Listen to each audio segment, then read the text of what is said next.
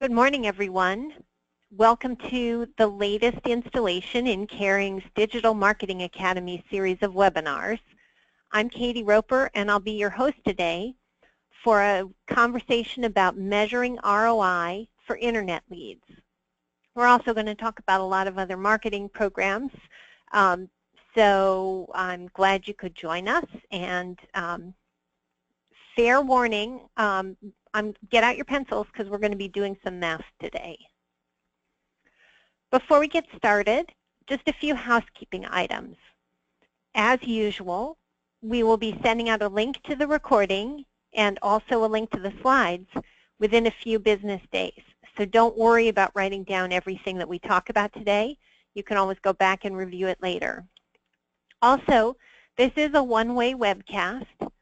But if you'd like to ask questions, and we hope you do, there's a question panel on the right side of your screen. I am seeing that GoToWebinar has updated its software and it looks a little different here. This is an old screenshot. I apologize. But if you would like to ask a question, please use the box on the right-hand side of your screen. Also, I'm going to do my usual commercial for Caring.com. Caring is the leading website that helps family caregivers, that's the woman on the right-hand side of the picture, who are assisting their elderly loved ones. That's the woman on the left-hand side of the picture. We are the #1 site for senior care reviews, over 100,000 consumer reviews on all different aspects of senior care. We also have articles, tips, support groups. We get about 3 million visitors every month. Our agenda today is going to be full. First, we're going to talk about what exactly is return on investment, and then we're going to talk about how to calculate it. Then we're going to look at how do you use those calculations in order to make business decisions. I added in a bonus section here on calculating lost revenue. So the home care people on the call are going to have to just sit tight while we go through that. And then we'll open the floor for questions. So let's get started and talk about what exactly is ROI, return on investment. And before we dive into that, I'm going to talk a little bit about some high-level marketing stuff, in particular, how marketers are driving leads, because this is the really quantifiable side of marketing and the thing that you can calculate a return on investment on. This is general data. This is not specific to senior care. It's a recent report from FormStack. And they asked marketers across all different industries how they're generating leads. And you can see here, this is very interesting because when I first got involved in business, events and conferences were huge and everybody always wanted to go to them, and they generated a lot of leads for us. It's not really working that way anymore. Website, email, social media, pay-per-click are the big ones, but then you can see referrals, and again, this is not senior care, this is all referrals from third parties, making up about 10% of leads across all different industries.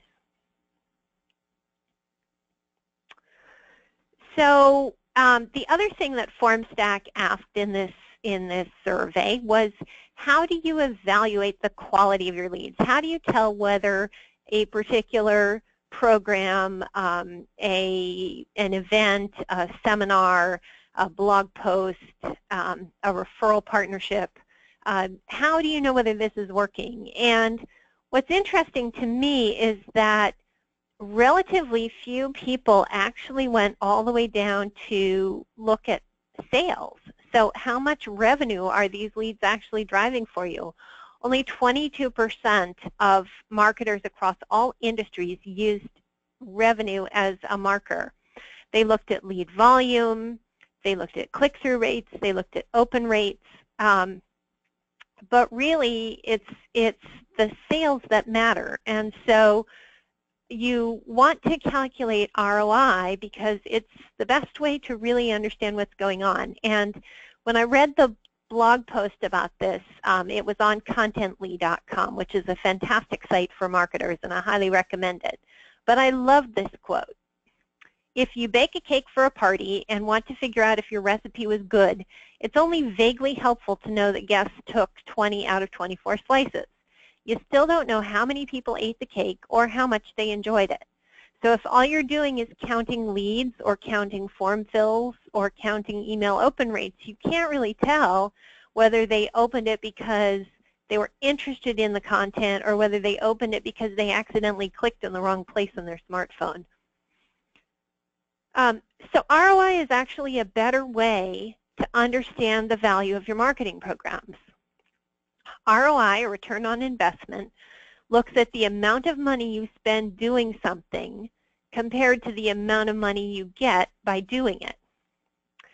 It's expressed as a percentage, and that's on purpose because it lets you compare a program that's going to generate maybe a smaller number of sales but not be very expensive compared to a program that might be very expensive, but if you're doing it properly is going to generate a lot of sales. So looking at it as a percentage is a way to avoid the magnitude comparison problem. It does mean that you have to deal with percentages, which makes the math just a smidge more difficult, but we'll go through that today. And for marketers, this really allows you to quantify the value of your programs. You can take that ROI and go to your management and say, hey, you should give me more marketing budget because look at the return that I'm generating on the budget that you've given me. So now let's talk about how to calculate ROI. Before diving in, you need to have some data at your fingertips. You need to know the lifetime value of your customer. So what is a senior housing resident or a home care client worth to you? Here are some elements that go into that. You need to know your company's operating margin or your community's operating margin if you go down to that level of detail. And then you need to know the program costs for each marketing program that you're looking at evaluating. And knowing all of those things, you're going to plug them into this formula. Customer lifetime value minus marketing expense divided by marketing expense, or customer lifetime value times operating margin minus marketing expense over marketing expense, and so that's all expressed as a percentage. So this is a little bit complicated. We're going to talk through it. And if you don't have the data at your fingertips to plug in there, these are some of the values that Carey.com is working with. And we'll talk through these in more detail. But essentially, it gives you some plugs, and these are the numbers that I'm going to be using as I take you through the calculations. So once we send out the deck, you can replace those numbers with yours, and you'll be able to calculate your own specific marketing ROI. But again, if you don't know it specifically for your community, these are some reasonable percentages. So I'm going to do a very self-serving example here, which is let's calculate the ROI of working with Carey.com if you're a senior housing company and you pay a referral fee from someone moving in. So here's an assisted living example. If you're an assisted living community and your average monthly rent is $4,000, your average monthly care charge is $300, and the average length of residence in months is 27.3. So this is a community that is keeping its residents for a good long time, just over 2 years or 24 months. In this case, the lifetime value of that resident is the total monthly rent and care times the number of months that they live in your community, and that number is $117,550. That means that's the amount of money that your company is going to get as soon as this person moves in on average. Now, obviously, not everyone is going to live with you for 27.3 months. Some are going to be longer and some are going to be shorter. That's why it's important to know these numbers specifically for your community. If you want more detail on calculating the lifetime value of a resident, we have a great post on our blog, which you can find at partners.caring.com, that talks through in much more specifics how to calculate this. So, bear with us. Now, the referral agency percentage that Caring.com charges is usually 85% of the first month's rent and care charge. So if your rent is $4,000 and your care is $300, and you multiply that by 85% or 0.85, you come up with a cost of a resident from Caring.com of $3,655. I hope this is okay to follow. And if that's the case, the return on investment of a Caring.com move-in is 3,116%. You can see the formula down there. That's an outrageous number. That says if you take $1 and invest it in this program, you're going to get $30 back at the end of the day. You would obviously do this all day long if you could, if this was really your return. But just looking at revenue is actually a little bit of a misleading way to do this. It's better to look at profit, and this is where operating margin comes in. So here's an example of our assisted living with an operating margin of 31%, which is the average across the industry that ASHA calculated. That would say if your lifetime value of a resident is $117,000, the profit from that resident is $36,441. So that's obviously way less than the revenue, but if you calculate the ROI on the profit only, you still get an amazing almost 900% return on investment. That's the 36,441 profit margin minus the $3,655 referral marketing expense divided by that marketing expense. And you can see the formula at the bottom of this slide. Again, we will be sending out the deck, so don't worry if you're not writing all of this down. So translated, a 900% ROI means if you invest $1, you're going to get back 10.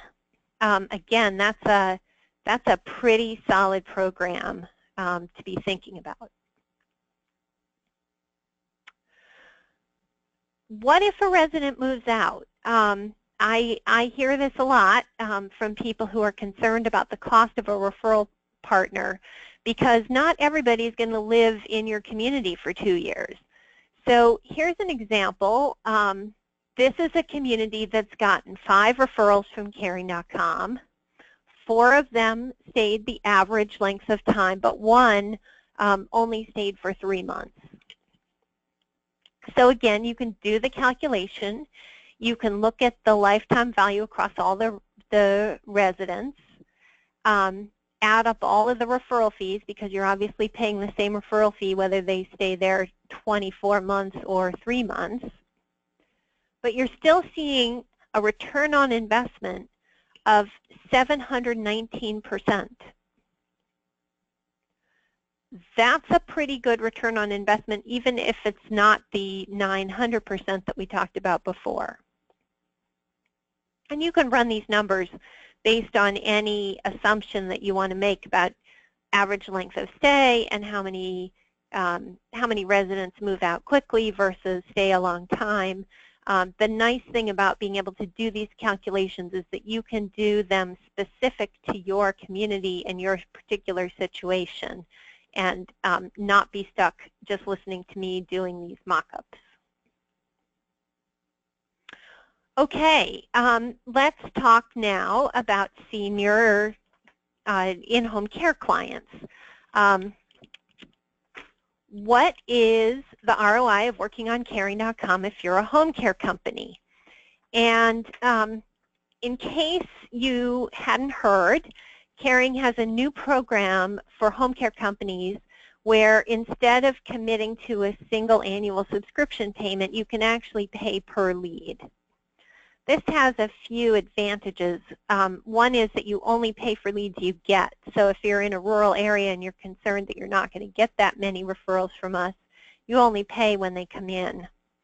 The other thing is, if you like our leads, you can work with us to have us give you an unfair advantage over your area competitors by buying up all the leads in an area and getting first dibs at all of the people who come in. For the purposes of this webinar, though, the nice thing about paying per lead is that it makes the ROI calculation really easy. So home care attendees, you're in luck. If the cost per lead is $50 and the conversion rate on those leads is 10%, and the lifetime value of a home care client is $11,000, again, that's a plug, you can easily calculate the return on investment. The first thing you do is you figure out the number of leads it's going to take you to get a client. So to do that, you need to know the conversion rate. In this case, the conversion rate is 10%. That means you need 10 leads in order to get one client. If your conversion rate is higher or lower than that, you need to run the formula with your specific numbers. At a $50 cost per lead and a 10% conversion rate, that means that your total marketing cost is $500. And you can see the formula there. Again, very easy. 10 leads, $50 per lead is $500. If your profit margin for your agency is 25%, that says that you're getting a 450% ROI on that $50 lead. You can see the formula there, $11,000 times 0.25, that's the percentage, minus the marketing cost, divided by the marketing cost, is a 450% ROI. If we're going back to our dollar bills here, that says you invest $1 and you get 5 back. Again, that's a pretty good program. You'd do that all day long if you were running a business and had the opportunity to make $5 on a $1 investment. So now that was obviously a fairly simplistic and self-serving example, and I apologize for that. But now let's talk about some other business decisions that you can make using these ROI calculations.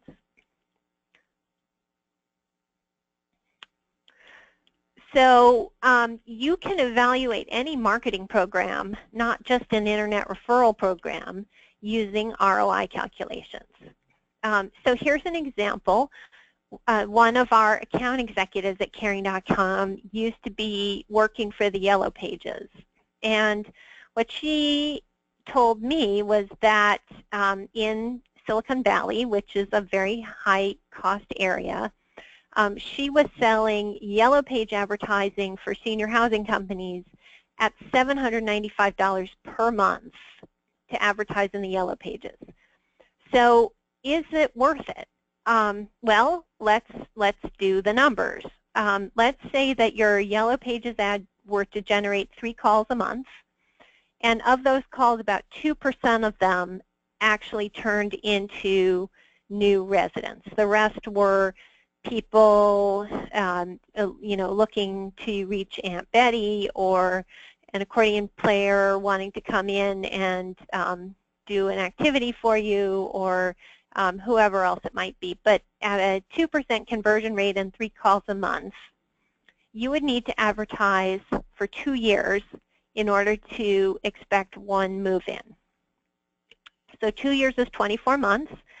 That means the total cost of your program is the total marketing expense. So $795 a month times 24 months for a total of $19,000. Your expected profit, if you go back to the calculations we made earlier, the expected profit on a resident is $23,994. That means that the ROI on a Yellow Pages ad is 26%. In translation would be, if you invest $1, you get back $1.25. So not a hugely profitable program, but more than break even. So you might say, well, yes, I am going to do this program. But here's where ROI all by itself is a little bit too simplistic, and you have to start applying some other business intelligence to really use that ROI calculation as an element in the decision-making process and not the only thing. So if it's going to cost you $19,000 for 2 years worth of advertising in the Yellow Pages, what else could you do with that $19,000? You could, for example, get 5 residents referred by Caring.com. So that would be, instead of 1 resident for $19,000, that would be 5 residents for $19,000. So probably a better option. You might also be able to do a bunch of community events, and if each of those events generates a couple of move-ins for you, that might be the best possible use of that $19,000. So you do need to make a reasonable decision there. Another issue that you need to think about when you're calculating ROI is sensitivity analysis. So obviously, if you are getting 3 calls a month at a 2% conversion and it's barely break even, if you only got 2 calls a month instead of 3 calls a month, this would not be a good investment. So there you'd need to kind of go back and look at a few previous months and say, is my Yellow Pages ad generating 3 calls or 2 calls? Or you might say, the risk is too high. I can't be confident that this program is going to have a particular conversion rate. So, I'm not going to do this, because a 26% ROI is really not all that great, and it's not worth the risk that it would go into a negative ROI situation. So those are the sorts of decisions that you might make with that particular calculation. Let's do another use of ROI. Here's one where you can look at comparing a marketing program.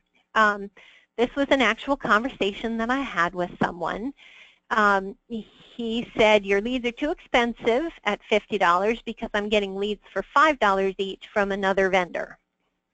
So let's take a look at that. How do you compare a marketing program, one of which generates leads for $5 and one for $50? If you look just at the cost, you'd say, I never work with Caring.com. They're much too expensive. But let's now do a little bit more analysis. Let's say that the $5 per lead vendor is actually giving you a conversion rate of only 1%. In that case, it would take you 200, you would need to generate a lot more leads and process through a lot more leads in order to hit the $500 cost per start of care. With Caring.com, you would only need to call 10 leads in order to get that $500 cost of care. And so here's where you have to apply some other intelligence. What is the actual cost of dealing with 200 leads at $5 a piece? Now you have management of the leads. You have the time it takes your people to call all those folks. You have to enter them into a system. So there's a bunch of other costs that you might want to take into consideration. So while the ROI on the lead cost is the same, the complete cost of a program can start to change the picture. This was another really interesting point. I was recently at Tony Mullen's Advanced Sales Summit, which some of you in the senior housing industry may know of. And Greg Joyce, who's the CEO of Legacy Retirement Communities, had a really great quote that I wrote down knowing that this webinar was coming up. And he said, you can hire a senior housing salesperson for the cost of 1.5 vacancies a month. And I thought that was a really cool thing that we could take and use as a case study in how do you calculate ROI. So let's take a few numbers. Let's say the annual cost of a salesperson is $40,000. That may be really low. That may be higher than you're paying, but it makes the math easy. So, so I chose that. The cost of 1.5 vacancies a month, you can see the calculation there. This is saying that the average annual value of an assisted living move-in is $88,000. If you've got 1.5 vacancies a month, you can calculate that with your operating margin and come up with the fact that every year 1.5 vacancies a month is costing the company $41,152. So that would say, in this case, that the ROI on that extra salesperson is positive. It's 3%. It generates another interesting question, though, which is, do you have enough leads for that salesperson to follow up on, or would you have then additional lead costs so that the salesperson doesn't quit on you and go take another job? But it's a very interesting thing to think about, and I would encourage you to use the tools that we've talked about and plug in these numbers and figure it out for yourself. Greg Joyce did say that his communities are averaging about 98% occupancy, so he's doing something right. Here's another example. What's a review worth? You can use ROI to calculate the value of getting a consumer review posted on your listing on caring.com. There is a full breakdown in much more detail of this particular calculation on our blog. Again, that's partners.caring.com, and if you're interested, I'd encourage you to take a look at it. We have a client with over 100 locations who works with us, and we did some analysis for them and found out that listings, out of their 100+ listings, those that have only 1 or 2 reviews got a little less than 1 move-in per year from us. And we compared it with the listings that have 15 or more reviews, and they were getting on average 7 move-ins a year. These are true numbers. So using that, you can work out what is the value of a review. If you take the lifetime value of a resident, this is the number we've seen before, figure that 6 additional move-ins generate 6 times that calculation for the lifetime value of a resident. Figure that it takes 13 additional reviews to get that, to get those 6 move-ins. That there's no cost for getting those reviews. All you have to do is ask someone to post one. That would say that the cost, the value of a review is over $54,000. That's a pretty sweet ROI no matter how you calculate it. Now, of course, this is just one example. You could argue a lot about which of these numbers are valid or not valid. Your mileage may vary, but it's an interesting way to think about it and gives you another way to use an ROI calculation to make business decisions. The other thing that's relevant for a senior housing company is to think about your profit margin depending on occupancy. So below 75% occupancy, you're only covering your fixed costs. Those are very low value residents. From 75 to 85% is marginal profit area. You have covered your fixed cost with the up to 75%. So here's where you're covering the variable costs. And then any occupancy over 85% is where you really start to make profits. This chart is courtesy of DEI Sales.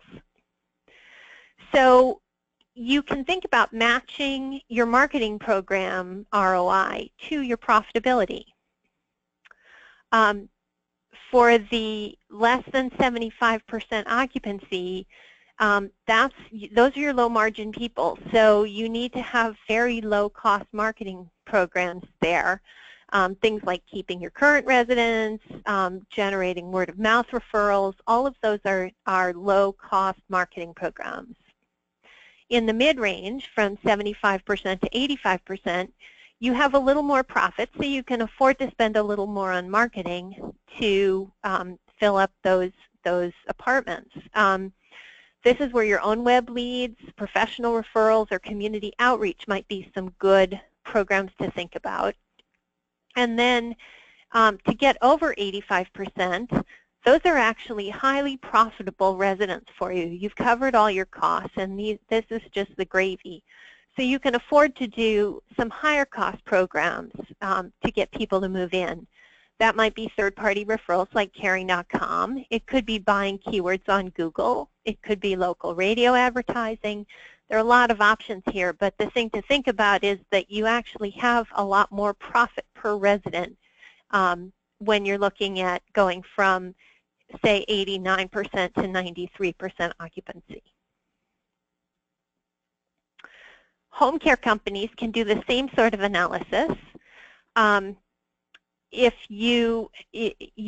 sure everyone knows about fixed and variable costs, where variable costs like caregivers and schedulers, you need to think about utilization, whereas office rent is fixed and you just need to cover your costs. But if you have a caregiver who is, say, 75% utilized, the green part of this little diagram here, if you could use up the other 25% of that person's time, that's actually a very profitable thing for you. And in that case, you might be willing to offer someone a discount, give them a little bit cheaper rate, or do some other promotional program in order to fully utilize that particular caregiver. That's a variable cost. If you would have to hire another caregiver in order to service that client, then you'd be less likely to give a discount because, of course, now you've got all of the expense of hiring a new person. So that particular client that requires you to hire a new person might be less profitable for your agency.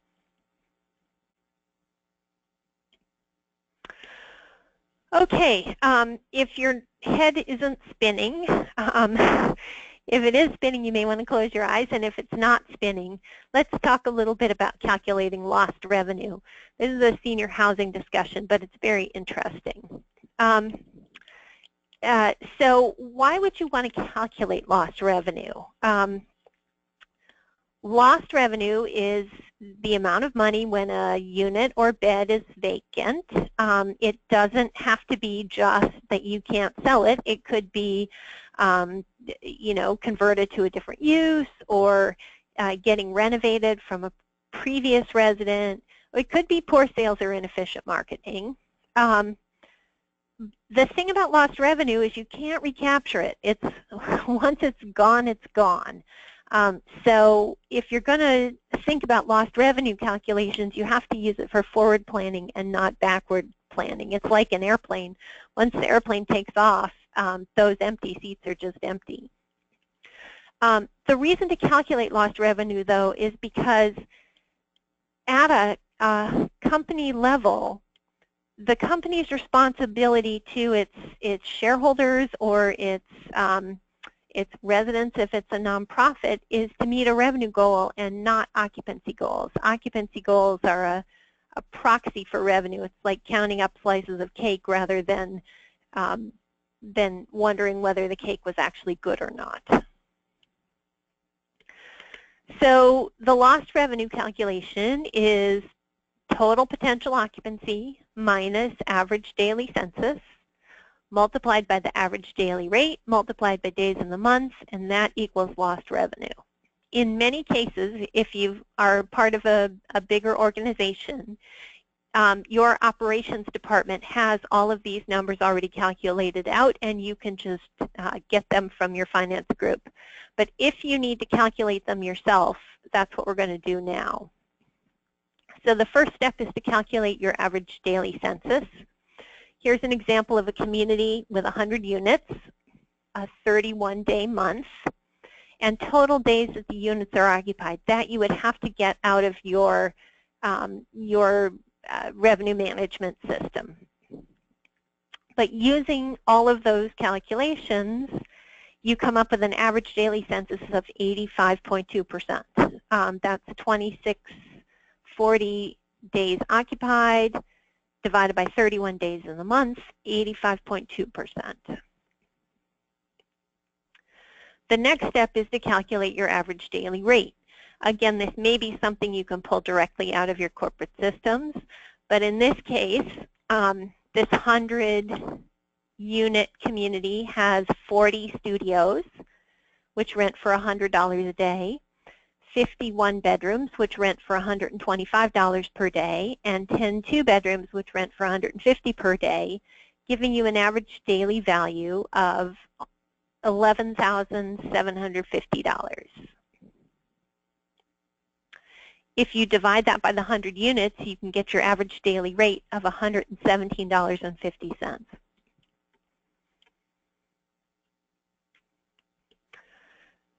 So, armed with those numbers, you can calculate the total lost revenue.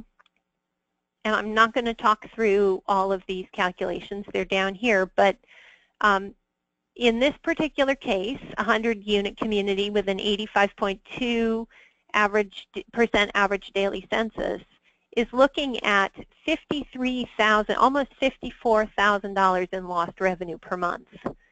That's a lot of money. So if you knew that you were going to be losing $54,000 a month by not having those beds full, you could do some ROI calculations and figure out what other marketing programs you could put in place in order to recapture some of that $54,000. So you might, for example, offset seasonal patterns or other trends that you're seeing in your specific market by offering discounts. Because if you're losing $54,000 a month by not doing these things, you could afford to do some price promotion. You might also use those numbers to justify the cost of third-party services, like working with Caring.com to take your residency from 85% to a higher number, especially if you've got a slow season coming up.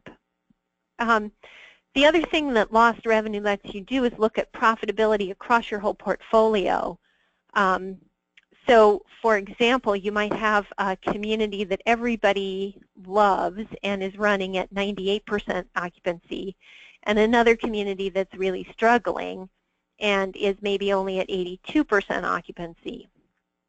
You could spend a lot of money on marketing programs trying to get the 82% community up to 85%, but you might be better served by spending a little bit of money to fill up the last couple beds in the very popular and nice community, and that might be better for the company as a whole. So to summarize, we've talked about a lot of math, and I apologize if it's been confusing, but essentially for senior housing partners, you want to think about aligning your marketing costs to profit margin and looking at programs not just on the basis of budget, but actually taking into account all of your strategic priorities. For home care clients, you want to consider fixed and variable costs when establishing prices and looking at marketing ROI. And for everybody, make sure you're measuring the right things that are really driving your business forward. So, questions. If you have questions, feel free to use the question box on the side of your screen. We have one question about costs. So, obviously, looking at a marketing program, it's not enough to just measure the media, what we would call the media cost. So the cost of that you pay a referral partner, or the cost of the Google click, or whatever you're measuring. You also want to think about the other expenses that you're going to generate. So the staff to manage those programs, cost of print materials, the cost of following up on leads, and all of those are things you can get really, really sophisticated and granular with these marketing ROI calculations, but you can also just not do that. What's important, though, is to be consistent from one program to another. You can't compare programs if in one case you're measuring all of the costs associated with that program, and in another case you're measuring only a portion of the cost.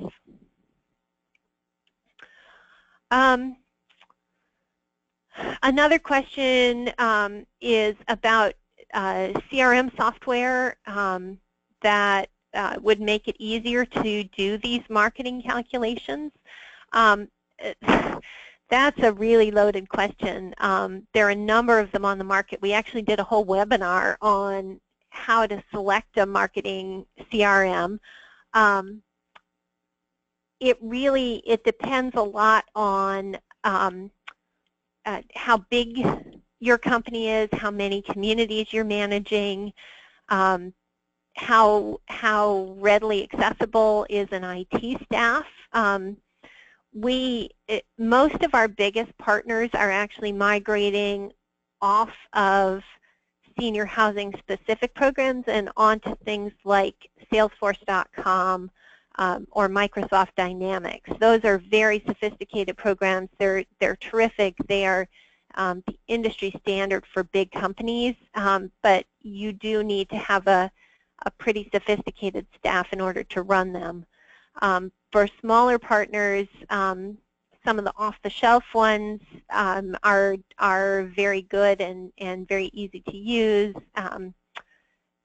So it really just depends. If you go to our partner blog, partners.caring.com, and search for CRM, you can find the link to our webinar where we went into some pretty extensive detail with actual users of these systems and hear what they had to say. Let's see.